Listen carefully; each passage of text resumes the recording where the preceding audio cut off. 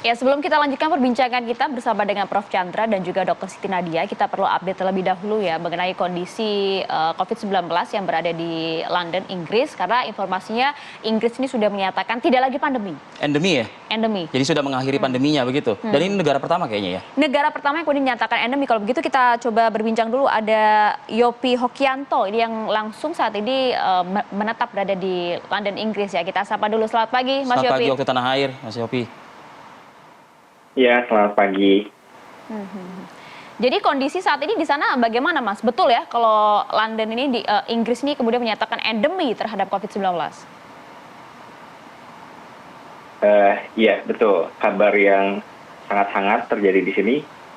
Terjadi pertemuan pada 19 Desember yang lalu, di mana Perdana Menteri Inggris, Boris Johnson, menyatakan bahwasannya puncak dari penularan COVID itu sudah terlewati, sehingga akan melakukan pelonggaran peraturan mulai dari minggu depan pada tanggal 27 Januari seperti itu. Apa-apa saja mungkin klausul-klausul pelonggaran tersebut? Ya, klausulnya diantaranya tidak lagi wajib menggunakan masker di area-area publik, pertokoan dan public transportation.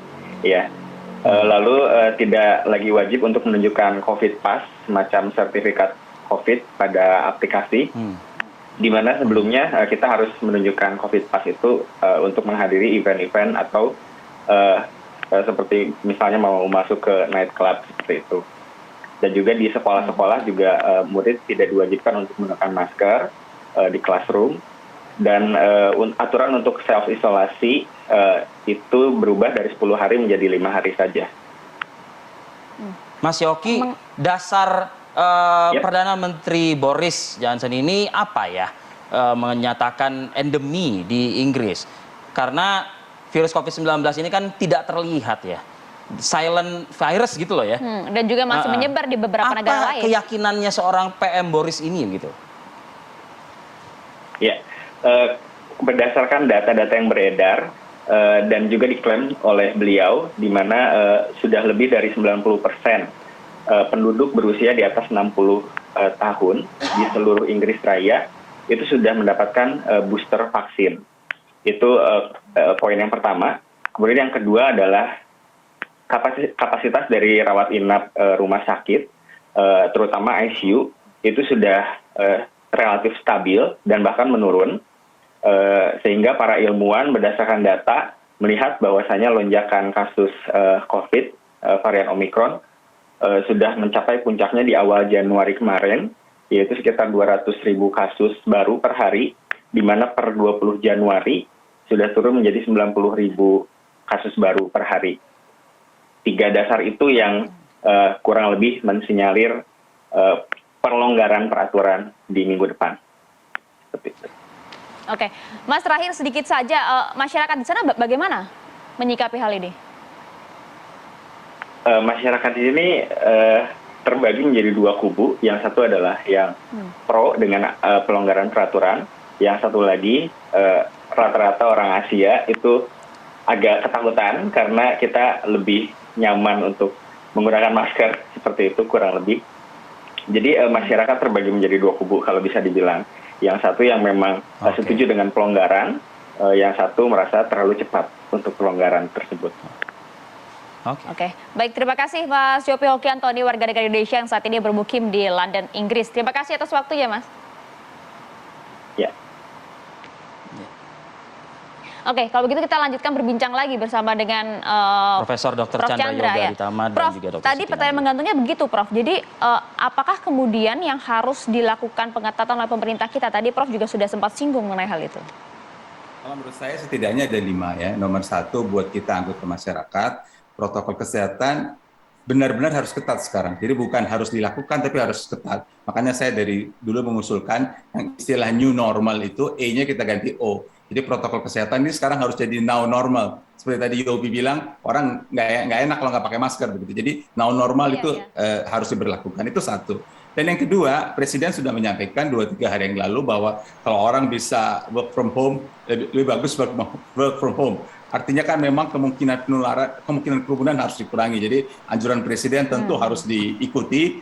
Saya juga sih terus terang masih mengusulkan kalau bisa PTM 100% itu dievaluasi apakah memang masih perlu 1% atau sudah bisa dikurangi. Bukan, artinya ataukah perlu dikurangi begitu ya untuk mengurangi kemungkinan penularan. Itu yang kedua. Bertahap Yang ketiga lah ya. ada teman.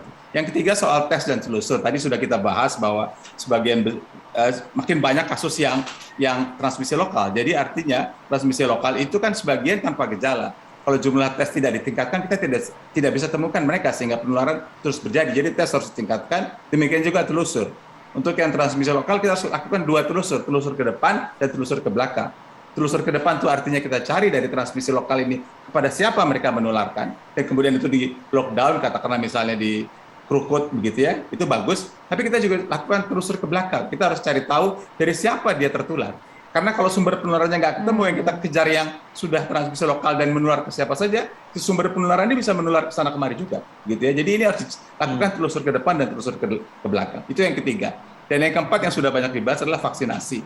Data yang Kemenkes saya lihat kemarin masih sekitar 40% penduduk Indonesia belum divaksinasi, dan untuk lansia kayak saya masih lebih dari 55% yang belum divaksinasi. Kita belum bicara booster nih, ini vaksinasi yang primer yang 2 kali. Jadi mau tidak mau itu harus ditingkatkan dulu habis-habisan, sambil booster juga dilakukan, dimaksimalkan. Tapi tentu booster jangan sampai mengganggu peningkatan vaksinasi primer. Untuk itu tentu saja daerah-daerah yang prioritas dan juga orang prioritas perlu diprioritaskan. Saya misalnya tinggal di kecamatan yang merah, gitu ya, harusnya dipermudah vaksinasi booster untuk mereka yang tinggal di kecamatan yang merah, misalnya saja, contohnya. Itu yang keempat. Dan yang kelima, walaupun transmisi lokal makin meningkat, bagaimanapun juga penjagaan dari luar negeri untuk masuk ke dalam negeri, karantina, PCR negatif, dan pengawasan pasca karantina harus tetap diketatkan. Karena yang dari luar tetap kita waspadai, transmisi lokal juga kita kendalikan. Oke, saya ke Dr. Siti Nadia. Dr. Siti Nadia, dari angka 3.200 sekian ya, Dr. Siti Nadia kemarin juga menyampaikan 2.800 transmit lokal. Kok saya jadi paranoid, Dok, jujur ya. Karena Omikron berarti sudah bukan lagi dikirim dibawa dari luar negeri, tapi sudah ada di tengah-tengah kita. Apa protokol yang mungkin bisa dirubah sedikit dari munculnya transmit lokal ini, Dr. Siti Nadia? Mungkin datanya kita lihat lagi ya, bahwa dari 3.205 kasus konfirmasi positif yang kemarin ditemukan, memang kalau kita lihat yang merupakan itu semua kasus konfirmasi ya Mas Arief, artinya COVID-19 yang di dalamnya itu mungkin ada Omikron. Sementara total Omikron sendiri sebenarnya jumlahnya itu adalah 1.369 ya saat ini. Artinya sebagian besar itu kalau kita lihat kasus Omikron yang ditemukan per hari itu kemarin itu hanya 40 kasus ya, baik dari pelaku perjalanan luar negeri maupun dari transmisi lokal. Jadi memang kita masih melihat bahwa memang ada peningkatan kasus COVID-19, tapi apakah ini Omikron ataukah varian Delta, ini yang masih terus tentunya menjadi pertanyaan kita. Tapi pada prinsipnya bahwa memang terjadi peningkatan kasus konfirmasi positif COVID-19,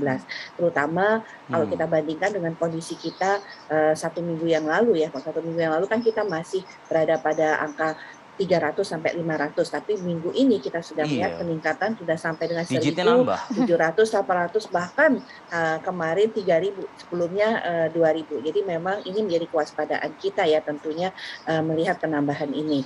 Nah memang ke depan Kementerian Kesehatan akan meningkatkan jumlah laboratorium yang mampu setidaknya melakukan screening untuk Omikron ini, supaya kita lebih bisa melihat gambaran di dalam penularan yang terus meningkat ini, apakah memang karena varian Delta ataukah karena varian Omikron, karena dua varian ini merupakan dua varian yang masih mendominasi di negara kita. Ya, baik, paling tidak itu tadi ya, jadi kewaspadaan untuk kita semua bahwa ini nggak main-main, Omikron ini datang ke Indonesia. Terima kasih banyak Dr. Siti Nadia Tarmizi dan juga Profesor Dr. Chandra Yoga Ditama atas waktunya pagi hari ini. Sehat selalu, kami doakan untuk Anda semua dan juga untuk seluruh masyarakat Indonesia. Salam sehat, Dok. Assalamualaikum.